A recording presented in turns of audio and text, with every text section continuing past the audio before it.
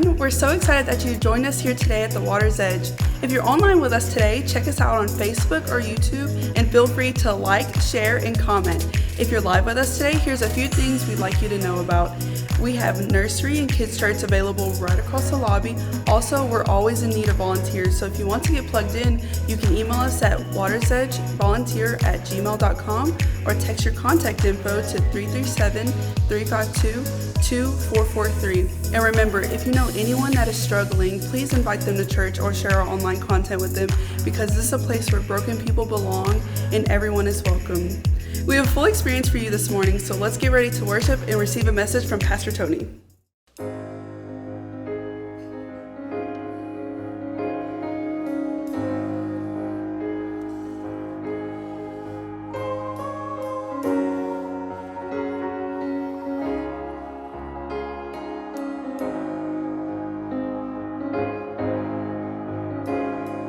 Why should I worry when giants come calling my name? My God is so much bigger than troubles I face. And why should I hunger for power or riches or fame? 'Cause my God is so much better than all of these things. So I won't be shaken, I won't be moved. My God is faithful, His promise is true. So I speak to the mountains, it's time to move. 'Cause my God is bigger, better, stronger, greater than you. My enemies scatter, 'cause they know the battle is done. Oh, my God is stronger, the victory's already won. Yeah, He died for my ransom and rose up on the third day. See, my God is greater than death, hell, and the grave. So I won't be shaken, I won't be moved. My God is faithful, His promise is true. So I speak to the mountain, well, it's time to move. 'Cause my God is bigger, better, stronger, greater than you. There's no mountain too high, no valley too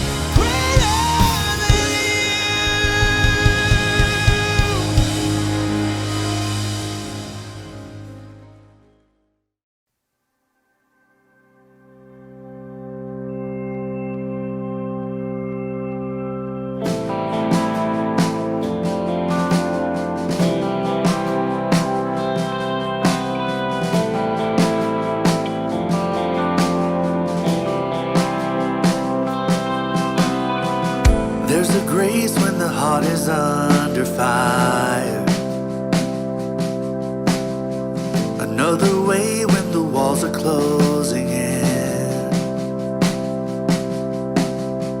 And when I look at the space between where I used to be and this reckoning, I know I will never be alone. There was another in the fire, standing next to me. There was another in the waters, holding back the seas. Should I ever need reminding of how I've been set free, there is a cross that bears the burden, where another died for me. There was another in the fire.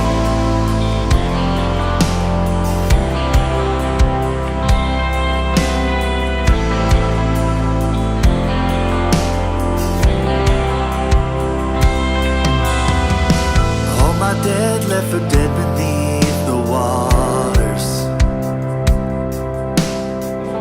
I'm no longer a slave to my sin anymore.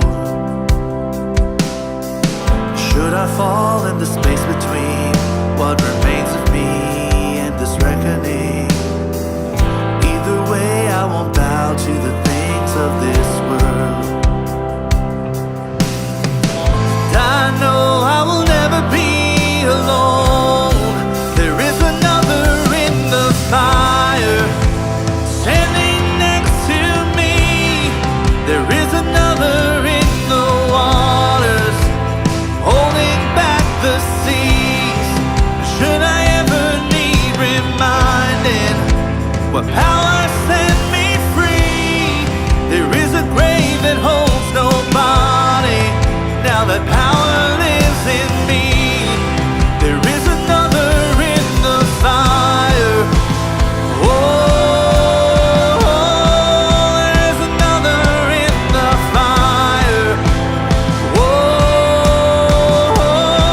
there is another in the fire. Oh, there's another in the fire. Oh,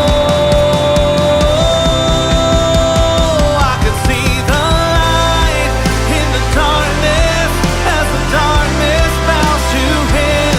I can hear the roar in the heavens as the space between wears thin. I can feel the ground shake beneath us as the prison walls cave in. Nothing stands between us. Nothing stands between us.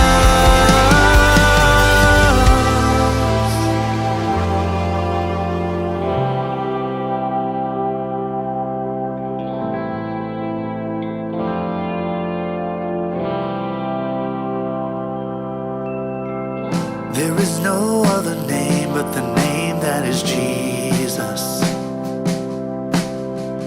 He who was and still is and will be through it all. So come what may in the space between all these things unseen and this reckoning, I know I will never be alone. I know I will never be alone. There'll be another in the fire, standing next to me.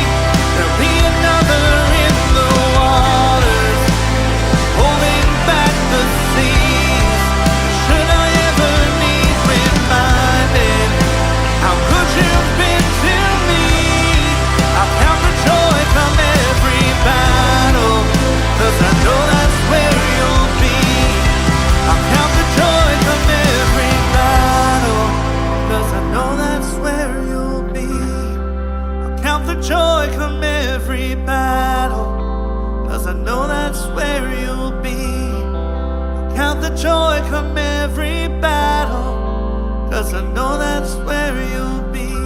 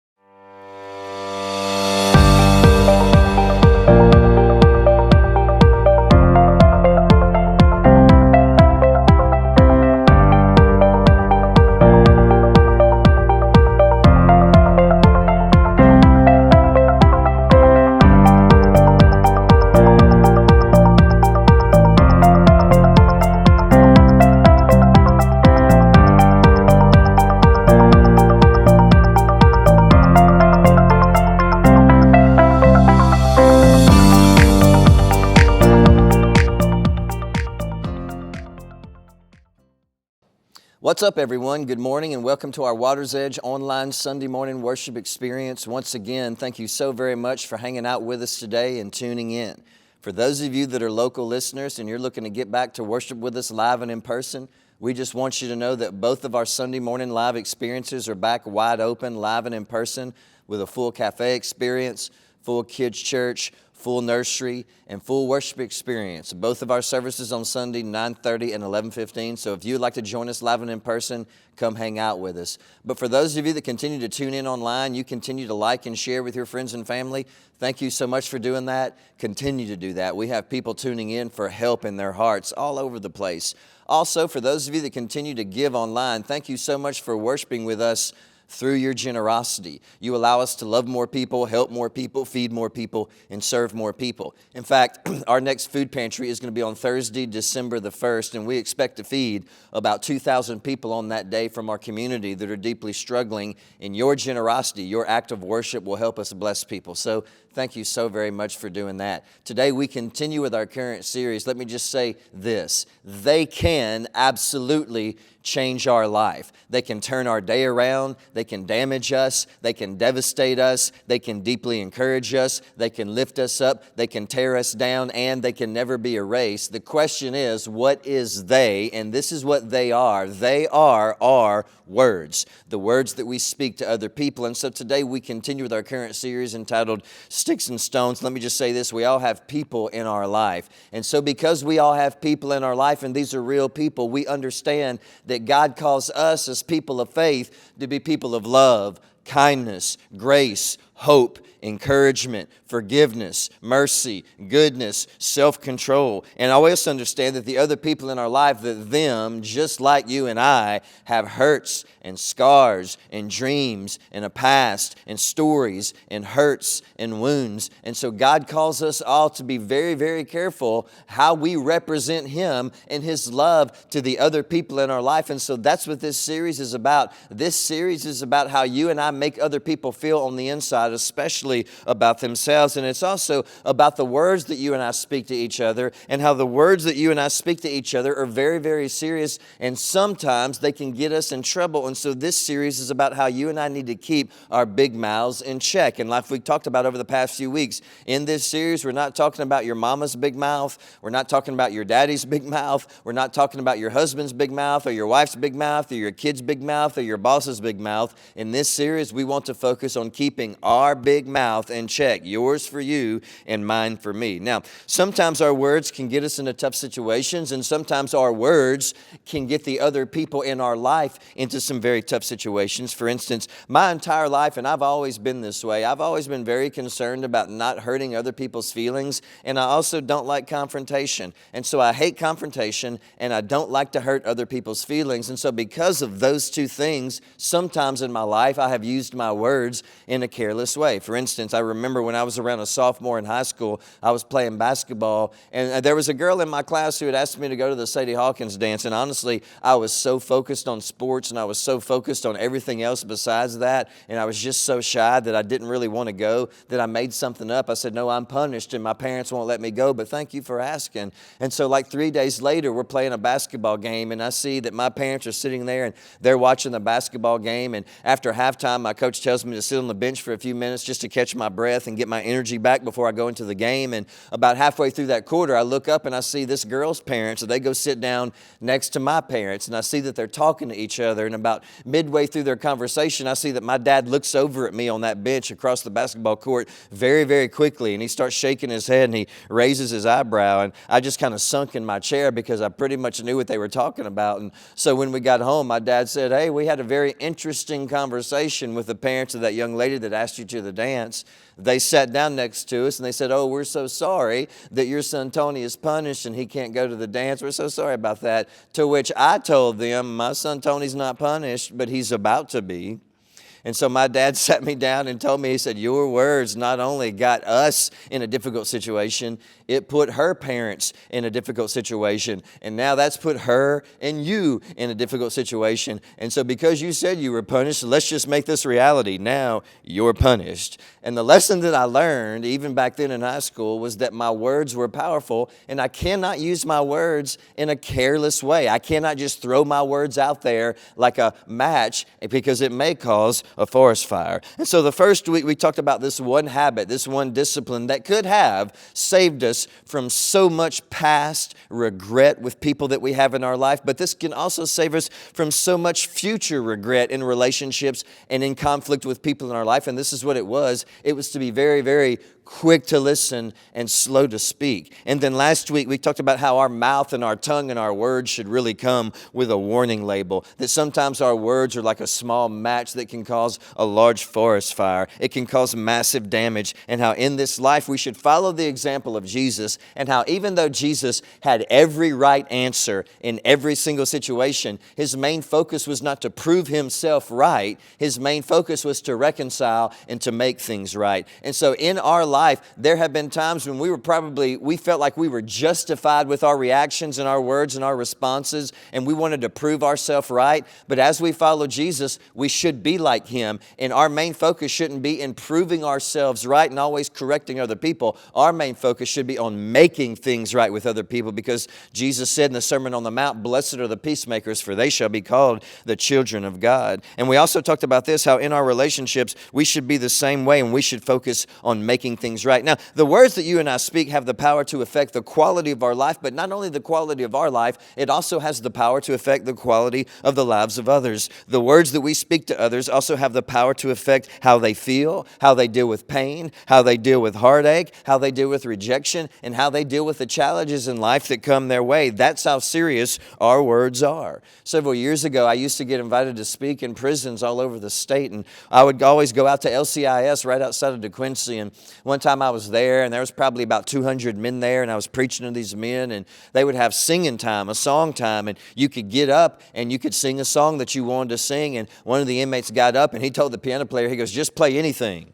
And the piano player says, what song do you want? He goes, it don't matter, just play anything on the piano. So the piano player started playing anything.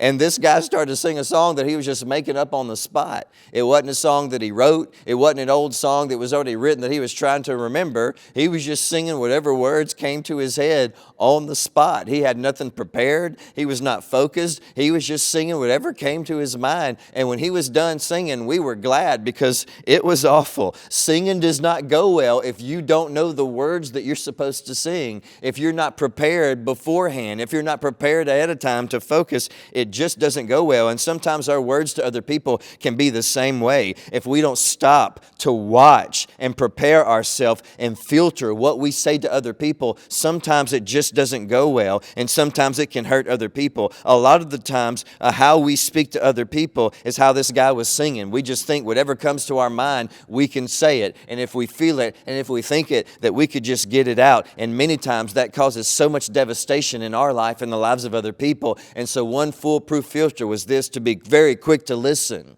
and slow to speak. Now, the last 2 weeks, we've been looking at the letter that James wrote to some first century Christians. And in that letter, we saw some great insight. Today, we move to the letter of Ephesus, and the missionary has some more great insight. The missionary Paul has some more great insight on this very same subject. And we have to understand something about the city of Ephesus. It was a Greek city on the coast of Turkey, and it was a typical Greek city. It was just full of paganism and idol worship and self-indulgent and all kind of weird religious pagan practices. And so this was the world that Paul was speaking into. Now, in verses 17 through 22, Paul talks about how this very way of life that we used to live before we started to follow Jesus used to get us into trouble. And he even called that way of life the old life. Your old life of paganism, idol worship, greed, power, selfishness, self-indulgence, me first, my feelings first, my life first. That's the old way. And so there's a reason Paul calls it their old life, is because Jesus had a new life for them and a better life for them, a new and a better life of peace, purpose, hope, fulfillment, and significance that they could never even imagine in Christ Jesus. And so we pick up today in Ephesians chapter 4, starting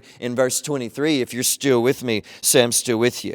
Instead, Paul says, let the Spirit renew your thoughts and attitudes. Put on your new nature, created to be like God, truly righteous and holy. Our thoughts and attitudes, and most of the time, is what's behind our harmful words and reactions and impulses to the other people in our life. And so Paul says God has given you a new way of life, and that new way is to follow Jesus and to follow the example of Jesus and to be like Jesus, who again had every right answer, but instead focused not on proving himself right, but making things right with other people. Let's move on with verses 25 through 27 in Ephesians chapter 4. So stop telling lies. Stop. Let us tell our neighbors the truth. For we are all parts of the same body. And don't sin by letting anger control you. Don't let the sun go down while you're still angry, for anger gives a foothold to the devil. Stop telling falsehoods or gossips or lies. Why? Because your words sometimes can destroy. It can tear down. And we're all a part of the same body. And so don't let the words tear down other people that's a part of the same body, created in the image of God. God loves these people. Look at verse 29. Don't use foul or abusive language. Let everything you say be good and helpful, so that your words will be an encouragement to those who hear them. Paul teaches us to let everything you say be good and encouraging. And that means to build other people up. When the people hear our words, the people in our life, when they hear our words, it should build them up. Now you see that word foul in the original Greek. This is what it means. And notice this today if you're still with me. Say I'm still with you. This word foul means the smell of rotting fish or anything distasteful.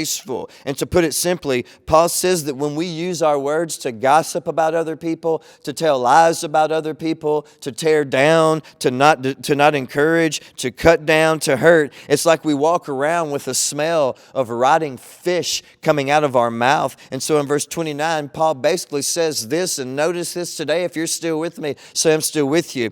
He says, avoid fish mouth.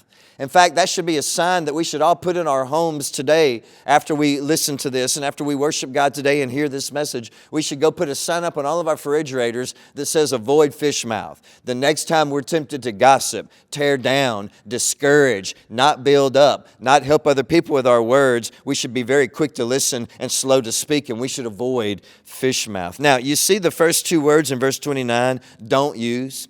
Paul doesn't tell us how. He just says, don't use that. Don't do that. Which leads us to the next thought, and this is what it is. You're responsible. You are in charge of your words. He doesn't tell us how not to use those words. He just says you don't use them, which means you're in charge. You're responsible. If we can't control how we react to conflict and the words that we use, that means that we can't control our impulses. And if we can't control our impulses, then we can't be trusted. The bottom line is this: you are in charge of your words, so that's what Paul says not to do. Next, in verse 29, he tells us what we should do, and that is to intentionally use our words to help, encourage, and build up. To intentionally use our words to help, encourage, and build up. Your mouth is a gateway, so be careful what you let come out of it, because you are very responsible for it. Now, that word encouragement means this, and notice this today. If you're still with me, so I'm still with you. It means to build up. Sometimes helping people and encouraging people requires some very tough conversations, but you can still have those tough conversations if your main focus is not to tear down, but to encourage and to build up. The truth is, people should be better off after hearing our words and not worse off and more torn down. You can't build up a beautiful new house with rusty nails and rotten wood. You just can't do that. And understand that our words are like building material on a construction site. Either our words build people up or it tears people down. Using your words to get back at someone, hurt people, gossip about people is the old life. It's the old life that, as we follow the example of Jesus, we're supposed to come out of into the new life. And the new life was following the example of Jesus, who again had every right answer, but instead his main focus was not to prove himself right, but to make things right. Look at verses 31 through 32 in Ephesians chapter 4. Get rid of. How? He doesn't say how. He just says, you're in charge of this. You are responsible for this. You get rid of all bitterness, rage, anger, harsh words, and slander, as well as all types of evil behavior. Instead, be kind to each other, tender-hearted, forgiving one another, just as God through Christ has forgiven you. Now, think about this as we get ready to close. Usually, what is the source behind our quick emotional reactions and our hurtful words to other people in our life? Well, this is what it is. It's bitterness. It's bitterness. We lash out with our words when you and I feel hurt and resentment and pain and bitterness. Now, that phrase, get rid of, it doesn't mean just to stop it. This is what it means. It means to pack it up and to send it out. When he says get rid of it, he says pack it up and send it out. Take the bitterness, take the unforgiveness that many times is behind your hurtful words, pack it up and send it out. Why? Because bitterness shows up always in what we say and how we react. When you speak out of bitterness, you will absolutely hurt the other people in your life. Another reason is this. Notice this today. If you're still with me, say I'm still with you. You cannot be a builder if you're always bitter. You can't build people up if your bitterness always causes you to beat people down. So what's the answer to our bitterness? We find the answer in verse 32. Kindness, a tender heart, and forgiveness. Kindness, a tender heart, and forgiveness. Overcoming your bitterness requires that you just forgive people in your life. Overcoming that pain sometimes means this: you just need to forgive. Notice this next and last thought. Harsh words never build, and helpful words just don't hurt people. Understand that again today. Harsh words never build up, and helpful words never hurt other people. So may our words go out into this world like a beautiful song, the type of song that doesn't tear people down, but brings hope to people and inspiration to people as we try to follow the example of Jesus and we show people that God is the God of love. Thank you so very much for hanging out with us today. Thank you so very much for tuning in. We absolutely love you, and we cannot wait to see you back next week. We hope you have a wonderful week. What a great message from Pastor Tony, and we really hope that today's worship experience has encouraged you and helped you in some way today.